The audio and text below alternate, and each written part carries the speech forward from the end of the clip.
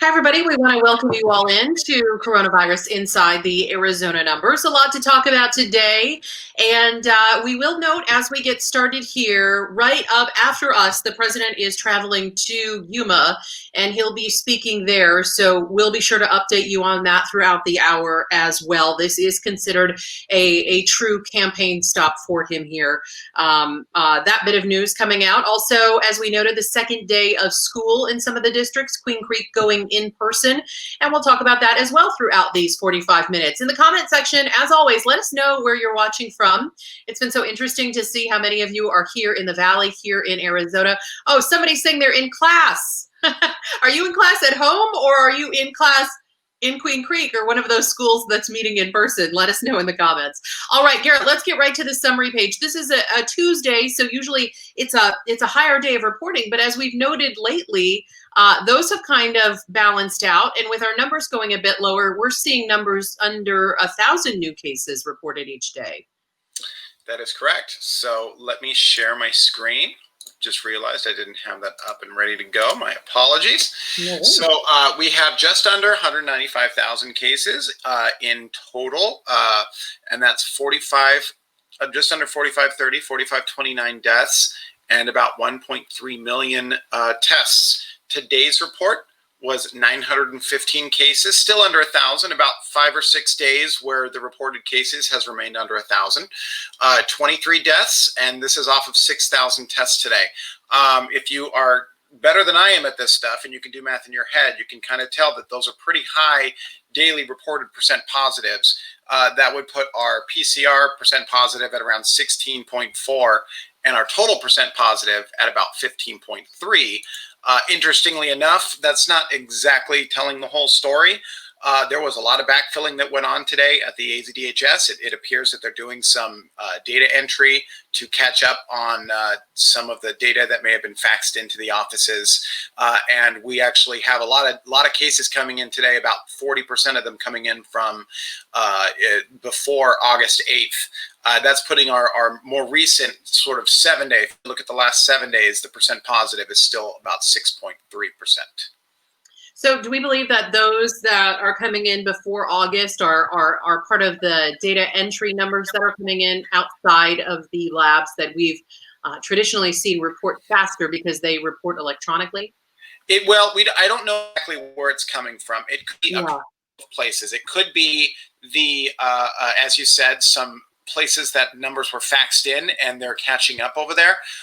Or it could also be another entity like the Department of Corrections or Indian Health Services, one of these other entities that provide information to the AZDHS but don't have a direct link to it, or at least don't have that ELR link to it. So it could also be one of those entities that finally gave them a spreadsheet for them to add the data to.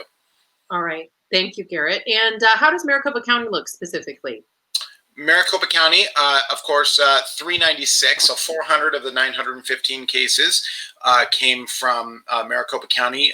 The majority of the deaths came from Maricopa County, 17 reported, and that's off of 3,200 PCR tests and only 300 antibody tests. Not many antibody tests today, as you can see, only about 400 statewide. Very low numbers for antibody tests being conducted today. All right, let's jump over to some of the hospital numbers. I've been seeing so many comments on the schools, so I want to let you know that we'll get to the schools in just a bit. Let us move through those hospital numbers, because overall things are trending down and looking much better for both patients and for our healthcare providers who were so overspent and just, I mean, working long hours to try to provide all the care. You can see that we still have a pretty aggressive decline since the middle of July, July 17th. Although if you sort of can see these last couple days, 15, 16, and 17, you can kind of see a slight bend of the curve starting to occur with about a 3-day trend, if that continues. But as we talked about, we were thinking that we might start getting to a floor in these hospitalization numbers, and it's sort of starting to materialize that might be the case. We're starting to see maybe a slowdown of the decline for for this number, these inpatient numbers. Ventilators, you can see also gradual step downs there, but this is still going down pretty aggressively, but 3 days of a pretty gradual step down. ICU, same exact thing. You can see it's actually, it went up a couple days ago. It did go down, but it was very gradual. Only 3 beds released. Discharge also went down.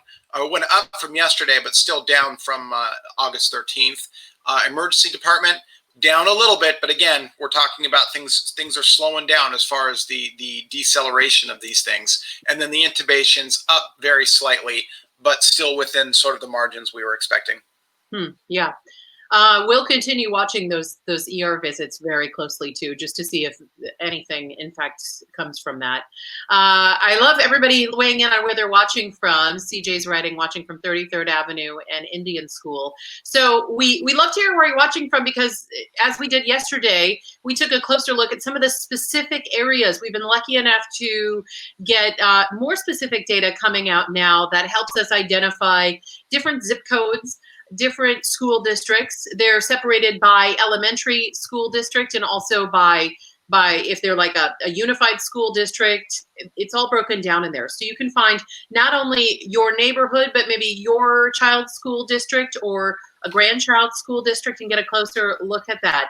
And we want to let you know that these are going to be the same numbers that we looked at yesterday, because this particular map, unlike the two Garrett and I have just gone through with you, those are updated every day, so we can see fresh numbers on there. This particular map is only updated every Thursday, and I'm seeing so many of you already post zip codes and cross streets. We can give you kind of an overview right now. We won't go through each one because I did see the 85268, so that was the first one I saw. Okay, that is Fountain Hills. And again, we're looking at the zip codes right now in Maricopa County. They're updated every Thursday, as Katie said. You can say the overall risk level in the Fountain Hills zip code is moderate, well under 100 per K being added from last week.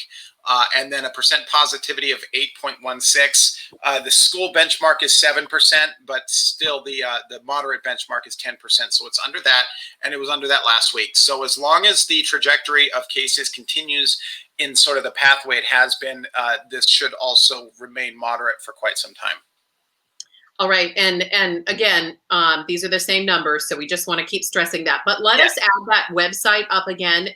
It is through the state, it is through the county, but the website is, I feel like it's kind of hard to find. So producer Josh will leave that up for just a minute if you want to copy it down. It was great. Yeah, I can show people how to navigate to it if that will help. Let's go through that. I think that would be so helpful. The first website that they gave out to all of us was maricopa.gov/school dashboard, but that really didn't take you as easily to the proper site. In fact, when I posted this sort of convoluted site on Facebook, Facebook was kicking it back and only sent it in to about 6 or 7 people. That's how disinterested not only Facebook was in it, but when people saw that long URL on there, it wouldn't really help them get very much information about what they were going to find there. So we'll walk you through exactly how to look this up. So this is the Maricopa County dashboard. It has a bit of an annoying URL as well, but all I can tell you is that if you know how to use Google, just simply put in Maricopa County and COVID-19, and you will get to this dashboard. It will be the first entry, and you can get right here. You can see this is normal COVID-19 dashboard, but we're not going there today. Today we're going to the schools. You go all the way down here and you can see this new link, COVID-19 school opening dashboard. You click on this and then it brings you to another site that sort of gives the news flash. And then right there is the dashboard, which in fact, there has a better link. I'm actually going to send this over to producer Josh. I didn't notice this before. Is that the school dashboard one? Yeah, a better link for it that's easier to see. So that is the one that they sent out on Friday. For some reason, like when I would post it on any social media for people, it wouldn't pop up correctly. I tried to post it on. It's working now. I just clicked on it. Okay. Yeah, I just clicked on it to make sure. I'm going to bring over to where it shows this. It goes into a new tab, so that's why I had to stop sharing. But I used that link just now, and it worked fine. It brings you to this page right here as soon as it shows up. And this page is basically you come down here and it's right there. And this is where you can put in your zip code. I did see a couple zip codes, but I don't see one on the screen right now. I'll put in 85206. I don't even know where that is. That might be the last one. 85206. This is a Madison zip code. and it is, let's see, let's click on it here. You can see that this zip code does have the per 100K for the moderate. It's under 100 for that metric, but it is over the percent positive. It's 11.79. So as long as this metric, you can see in the last couple of weeks, it did get under 9. So this could turn yellow next week, but probably not to that 7%. But of course, these are zip codes. These are not school districts. So the 7% is a little less important for that. But you can go to this zip code right here and change the school district. We'll go to the elementary school since we're still here. Oh, and there is no element. This must be a unified school district. It is. It's Mesa. And you can see the Mesa Unified School District still over 100K per capita. It's still at 111, and then the percent positivity is still at 12.7. So Mesa Unified does have some distance to go before it gets to the 7% positivity. Could be, it's at least 2 weeks because it didn't make moderate for either of these 2 weeks. So it won't make it into moderate for at least 2 weeks. Yeah, so once again, Thursdays, everybody, is going to be the big day that we're looking so closely at this particular chart because that's when they update it week to week. And then the reason you're seeing 2 weeks on there, when Garrett scrolls through that little box, you can actually see you'll see the current week and the past week, is that we need these numbers to hold for 2 weeks before it's considered safe enough to make changes within those school districts. So you can see on this particular one that first week is in the red. Oh, the second week's in the red too. But they moved from yellow to green on that last metric, which I believe is that's the COVID-like illness metric. Yeah. The last metric is COVID-like illness, and pretty much everywhere in the state is in the green for COVID-like illness right now. It's the others that we're waiting to catch up. Yep.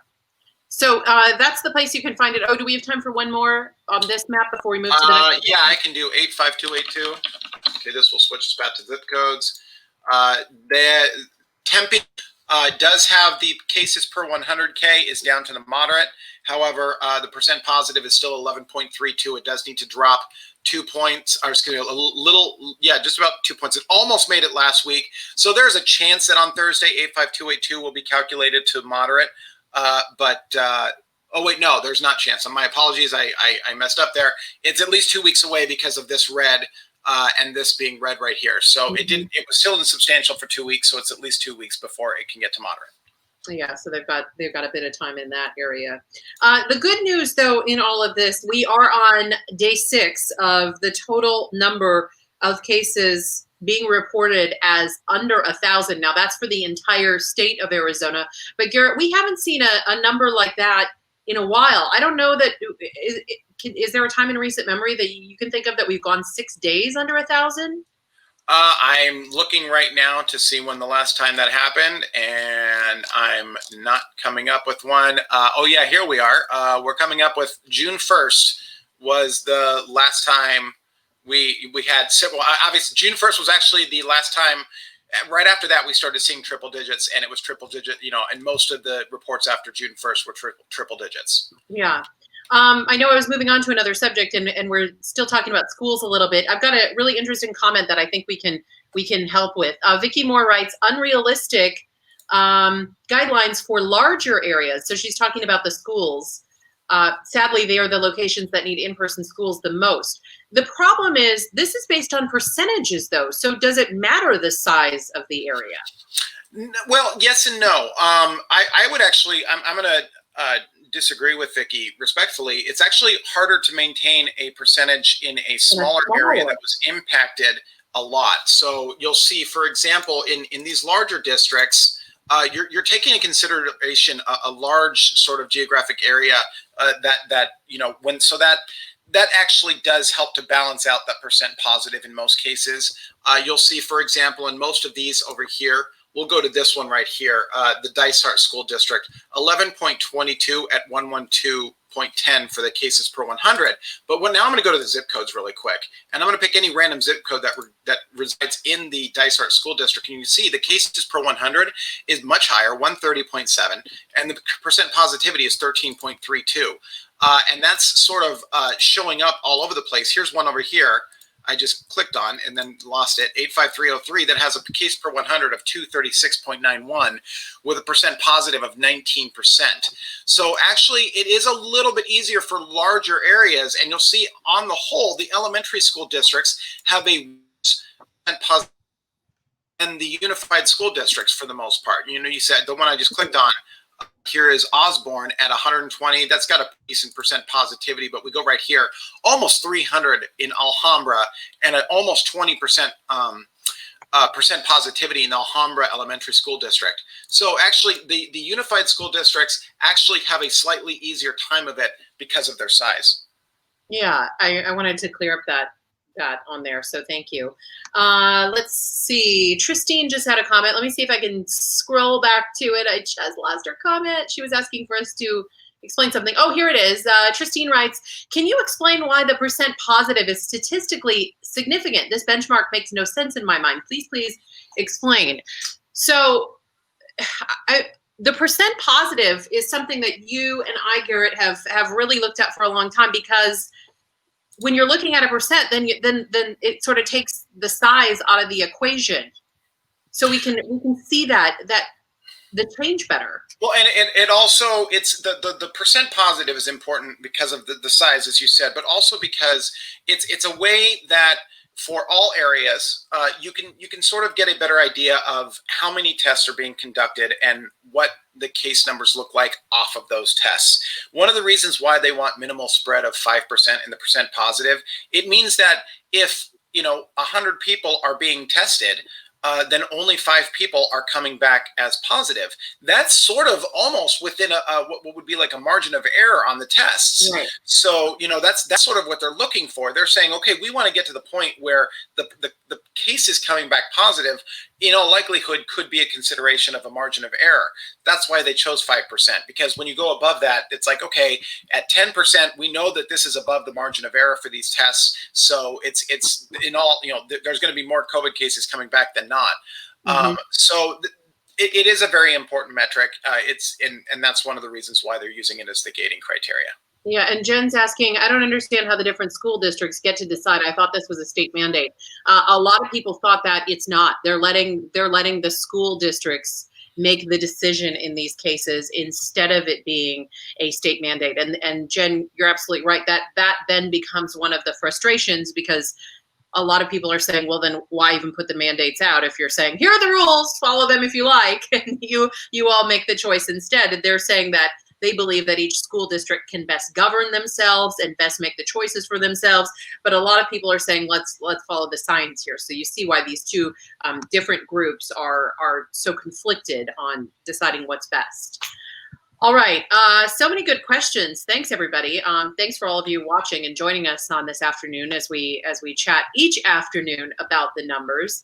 Let's see. Tom's saying the infection rate here is the lowest in the nation. If any state should open, it's us. Okay, so let's dive into that a little bit. Tom, thank you, first of all. I think Tom's talking about the R0 number. And while it is good news, we're in the leader of the pack there, if you will, of all the states. Yeah, we had some friends today.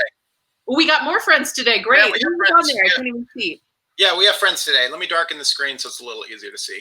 Looks like Alabama, Maine, maybe? Yeah, Alabama and Massachusetts are now at the under 1 mark as well for their error bars. So we still lead the pack. We are at 0.77 with a range of 0.57 to 0.9. These two right here, like I said, 0.83, 0.65, 0.99. So they're under 1 with all the error bars.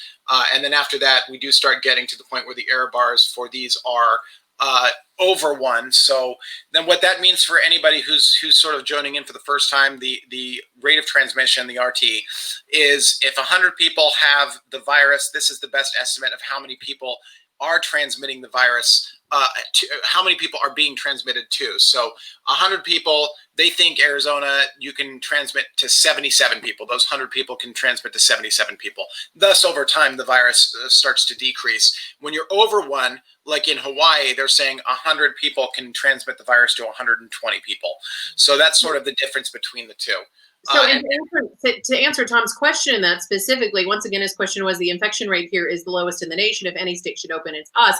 The concern is this is not like, Tom, a road race, like where you pass the finish line and then you win and then you're good for the game, done for the day, whatever the case may be for that analogy.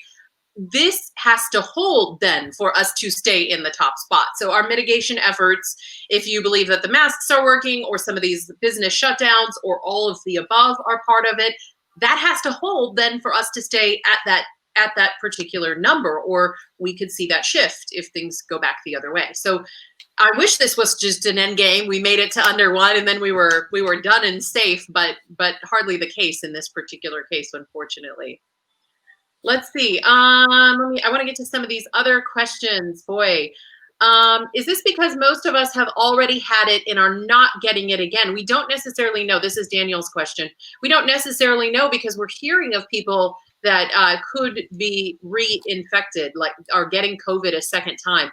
There's no data out on this specifically just yet. Have you seen any new numbers yet this week, Garrett, on that? Well, what we know, the only thing we know, and I'll go over to the DHS dashboard for this, is the only way to sort of figure out who, I mean, I'll go to 2 places. First, I'll go to the actual confirmed cases. So we're going to go to the serology tests.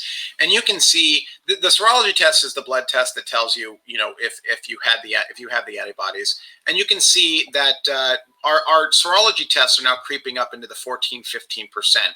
Now, if this was a statistically accurate sort of random sample of the population, this would suggest that about 15% of Arizona has the antibodies.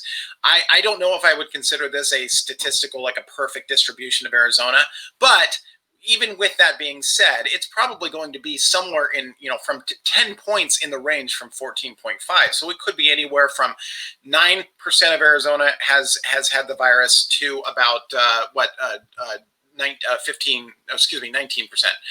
So I'm going to take you to the other place I'm going to take you to is the, sorry about that. I'm just going to have to, I didn't actually set this one up. That's okay. So I will take you to the projections page for the one that I like to use for the modeling, because he has a very good model for Arizona and how many people they perceive has gotten the virus over time. So I'm already on there. And what we're seeing right here is the newly infected that this model presumes we have right now on August 17th. It says about 11,000 people in Arizona. Again, don't look at the cases or any of the confirmed numbers for this. This is a model, and it does not take any, I mean, it takes into consideration to feed the model those confirmed cases, but it's trying to predict or forecast how many other people have it that haven't been tested. So this is, they're saying about 10,658 newly infected today. And they're saying currently infected, which means walking around with the virus. And that would be, as you can see, the upper bound under 300,000 people to about 95,000. So they think that anywhere around 2.5% of Arizona is walking around with the virus right now. And the total infection, it thinks about 22.7% of Arizona has had the virus at some point. That upper range, 2.4 million, and the lower range being about 1 million people. It's an incredible amount of people when you think of 7 million here in Arizona. Yeah. Wow. And obviously that's going to that's one of the reasons why it's making this suggestion that our rate of transmission is going down, because if this model is accurate and 23% of Arizona has already had this virus, then obviously, especially since even though our social mobility is going up a little bit, it's not like it's gone up by crazy amounts. So people are still, for the most part, staying within their localities. And so there's less of a chance for this thing to spread in these sort of super spreading clusters, if you will. Yeah. Daniel's writing, great answer. Thank you. You're welcome, Daniel. Thanks for joining us on here.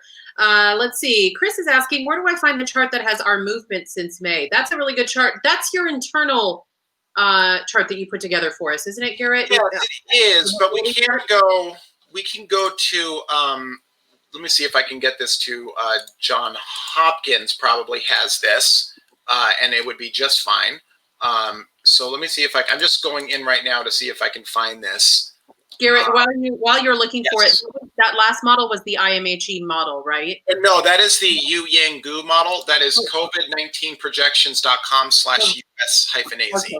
just in case anybody wanted to take a peek at that, there's a lot of really fascinating information on there, and you can look ahead for a few months as well. So it's kind of a neat thing to look at where we've been and where they suggest that we're going. Okay, I'm going to go to covidtracking.com/data/state/Arizona for producer Josh, so he knows where I'm going. Already got it looked up. And this is, oh, it doesn't even have, oh wait, here's the full range. I can do full range right here. So this is the full range of what they think, what has been reported by AZDHS. You can see in May here, about 895 new cases, 460. We were reporting, in this very low number, less than 500 in May. And that's when we started our climb up. And we're right here, about double where we were when we opened the state. And, for all intents and purposes, we're about double where we were. Margaret writes, the percentage of children having this is so minuscule, they need to be in school. Actually, our percentage here in Arizona, Garrett, when we checked it yesterday, was 12% of the cases here in Arizona. It is 12%, but we also have to understand that we do it to under 20. So 20, we have little data here in Arizona that gives us what, like, say, elementary school children have. Because we're lumping, all the way up to college kids into the under that category. So that's something that we just don't really have that much information on. So that's the best number we have. But to answer her question about the percentage, that would be where to find that. Again, 20 and under. Yes. And I'm gonna just Jessica Holt Olson. I have correspondence with Hold LLC too, and a lot of this stuff that we're doing is cooperative as far as the type of numbers that we're looking at. So, that's the thing, Garrett, that I really love about your industry is there are so many people working together for the good of getting information out. Are they always like this, or just during a pandemic that we've seen people build entire sites. In fact, that site that we were just sharing with everybody, the RNOT site, rt.live, that was created by some of the people over at Instagram. And they just said, you know what, we wanted to create it. You can read all about their backstory, but they said it's not affiliated specifically with Instagram. They're just the guys that started it, who said, for the betterment of society, we want to create this site, monitor this site, put this together, and put it out there for everybody. But I'm kind of seeing this sort of helpful community that just wants to share information. Are data people always like this, or is this just because of a pandemic? Yeah. I mean, so a lot. I correspond with analysts on this all the time, and definitely there are analysts that have very strong opinions on where things are going and where they have been, and. Like we were talking, there are some people like the person, the account that referenced that Hold 2 LLC. He does very good work, but he is also under the camp that this whole thing has been overblown in Arizona. But and then we have others on the other side that think that things have been under. But here's the thing: everything sort of coalesces around the. So what you need to do is put the data at the most accurate measure to make your argument. So even if there's people that don't really agree, they still have to use, they're working off the same data source to state their case. So it's one of those sort of weird, odd idiosyncrasies that sort of, even though you don't have the same either you've taken this political or you whatever your reasons are, you still have to work off this data, and the whole point is to make sure that the data is as accurate as possible. So there are and a lot of the issues that are being addressed is that here in Arizona, we can look at these percent positives. We can look and we really do deep dives in this data. But like you look at the site I went to, COVID Tracking Project, they rely on the summary page for the Arizona, and that's all they can rely on, because they've got to do this for 52 other jurisdictions. So while some people will say, oh, what COVID tracking is producing is wrong, it's incorrect. While that might be the case, it is an overblown, it is a number that is inflated. That doesn't necessarily mean it's wrong. It is the only thing they have to standardize across all jurisdictions. So as obnoxious as it is, that number is always going to be higher, but it's also the only number they can use to standardize. Whereas we in Arizona, since we're looking to what we need to do and what advice the state's going to have for reopening, that's when we can look into the deeper numbers, the epi curve numbers, the actual date of occurrence numbers that are actually closer to what is going on. That's why when you see today, for example, the numbers that COVID tracking are going to report for Arizona is 16% positive, but in reality, it's closer to 7% positive. Yeah, so I think that's, you kind of touched on one of the things. I mean, the quest really is to get the best data you can. Yeah. And but when we run into your limitations, like I said, yeah. COVID tracking doesn't have the resources to go through everybody's epi curve and produce out what the actual percent positive. That's what the state analysts are for. That's what we're for here in the local media, is to actually do that drive down and get the real numbers. COVID tracking is going to do what they're going to do. And their data is absolutely valuable. It's just that for our specific policy reasons or policy purposes, it's better to use the data that the local media analysts are using. Yeah, and then the other thing, Garrett, that is so fascinating in all of this, I mean, we're in this pandemic in real time. Usually, as a data analyst, you have the luxury of looking back at a long data set, especially when you're talking about epidemiologists who are studying community health and have studied this for a very, very long time. They can look back at years and years of data. Say they're looking at cancer or something like that. They can look at this over time, whereas we're like, okay, how's this been since January? The snapshot is so much smaller. Yeah, this is particularly a trying situation for health departments and epidemiologists. They are used to, like you said, having their data. They compile the data over time.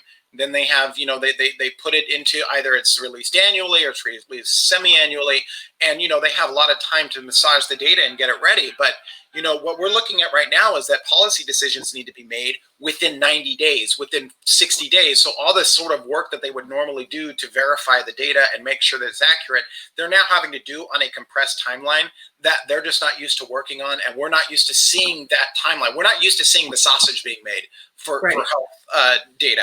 That is something that we've learned over time. When we first started analyzing this and asking questions, a lot of the decisions that were being made to an analyst didn't make any sense because, we think of things as a flat file, as a Tableau dashboard.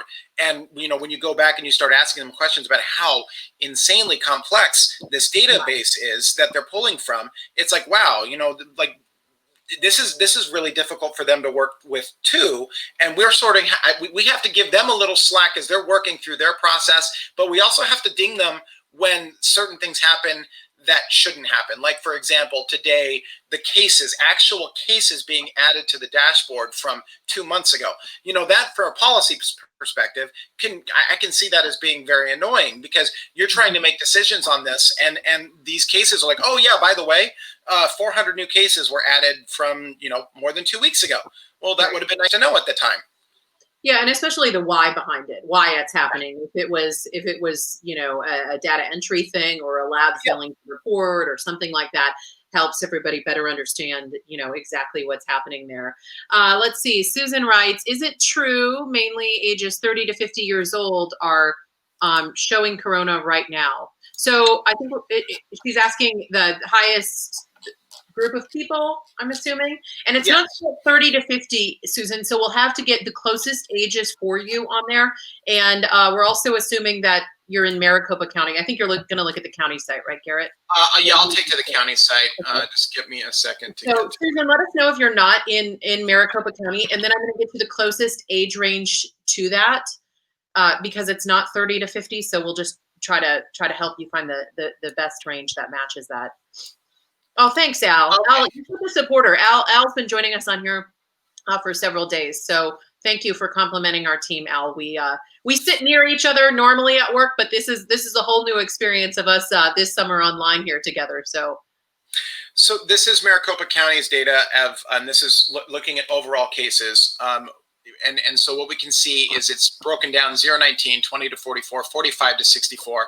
We can see that the cases, 51% of the cases are coming from the 20 to 44-year-old range. So, and we can absolutely, I can absolutely verify that when we were in the increase period where we were really accelerating, that age group was increasing at higher percentage numbers than the other age groups. So they were definitely getting it at a higher rate. You can see, though, as we move into the hospitalization category, we can see that 29% of the hospitalizations come from that category. So many more, more from the older categories. And then when you go to ICU, that number drops again to 14%, most 58%. And then as far as deaths, that's about 6% of the deaths have come from that age category. As you can see, most of the deaths come from people who are either over 65 or have a chronic medical condition. This is a really good chart. And the only thing, as I always say, my only complaint about this is that the bottom two lines are separate. So if you guys on here jump into this page, just remember, Garrett, if you can kind of show with your cursor where this is cut off right there. Yeah, that's really helpful, because this is how you want to look at it. Yeah, these are mutually exclusive to themselves, and then these are all together. You can add these up to 100. You cannot add these up to 100. Yeah, so a really good chart, though, that gives us some better perspective here in Maricopa County. And Carrie, I see you writing about how the age range is so big: 24 to 44 years old, 45 to 65. This, you're exactly right to be frustrated by this. This is one of the things Garrett and I were kind of talking about before. We're at the mercy of the numbers and how they're split. Why? I know, I understand. We're at the mercy of how they're split. So while we'd like more information on those specific categories at this point, because it is so early on in all this, and because we're demanding so much information, so much data out of this so early on, that this is the best kind of breakdown that we have to go by. I know I was hearing from a lot of folks early on too, Garrett, because of those age ranges. They were saying, wait, this one's 10 years, this one's 20 years. You can't compare apples to apples, and it's true. And that's why we really want to look closely at what the data is telling us and how it's split apart. The only county that gives us better as far as breakouts for ages is Yavapai County. I've put that up on the screen here for anyone that wants to look at it. It just sort of shows what's been happening in Yavapai County. You can see it's the only county that does give us 0 to 12, and then 13 to 17, and then it breaks it at 18, and then goes up to 24, and then starts going in 10-year, the 9-year, the standard census 9-year increments, and even breaks out that 65 plus to 85 plus. So, and for some reason, this is the only health department that's decided to do this. So while we can praise Yavapai County for that and use Maricopa County sort of as our baseline because it's the most populous, is there any more information we can get out of Pinal County? That Susan was able to reply to our comments from a few minutes ago, and she actually lives in Pinal County. So Susan, I'm so glad you got to reply to us. That's one of the reasons I always ask, because we try to show the best numbers that we can, and we sort of take a guess where most of you are watching from. But how solid of information, or how specific are the splits for Pinal County? Pinal County it's very similar to Maricopa County, obviously being a neighbor. So I've got it up. They give just a basic summary page. They don't give much more than that. But this is better than they used to give. There was a time when Pinal County gave nothing. And by the way, Pima County gives us nothing at all. So this is still okay. But here we go with this. They're actually 11% in the 0 to 19, and then 49%. So the Pinal County breakdown of cases is a bit older than Maricopa County, at least proportionally. And then you can see hospitalizations 12.4, deaths are about 1.9%. And then this is their testing data. They also do on their page have the school benchmark information as to where they are. And you can see they have met 2 of the benchmarks. They're waiting for their percent positive to go down under 7%. They look like they're going to have one of those next week, possibly. And so they might be in that area in a couple, like two or 3 weeks. Yeah. That's great that they have that embedded right there on their site. Garrett, when this is all over, you should have your own chart that you can sort of rate the counties. you can give them a critique of who did the best. Who has the best and who's are just terrible. Yes.